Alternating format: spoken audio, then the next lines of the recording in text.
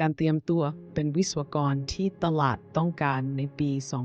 2025 อาชีพวิศวกรยังคงมีบทบาทสำคัญในปี 2025 โดยเฉพาะในยุคที่เทคโนโลยีและความยั่งยืนเป็นปัจจัยขับเคลื่อนสำคัญของโลกยุคใหม่ วิศวกรรุ่นใหม่จำเป็นต้องพัฒนาทักษะเชิงลึกและรอบด้านเพื่อสร้างความโดดเด่นและความพร้อมสำหรับโลกการทำงานระดับมืออาชีพ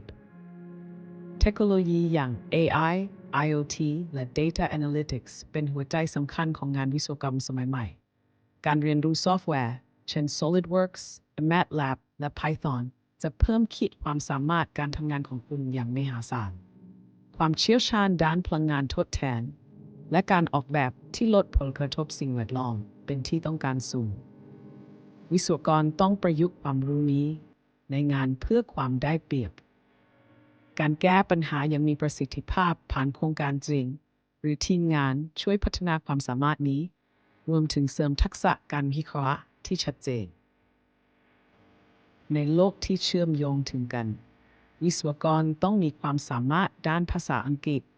และความพร้อมในการทำงานร่วมกับทีมงานหลากวัฒนธรรม การจัดการโครงการให้สำเร็จตามเป้าหมาย และงบประมาณ คือความสามารถสำคัญ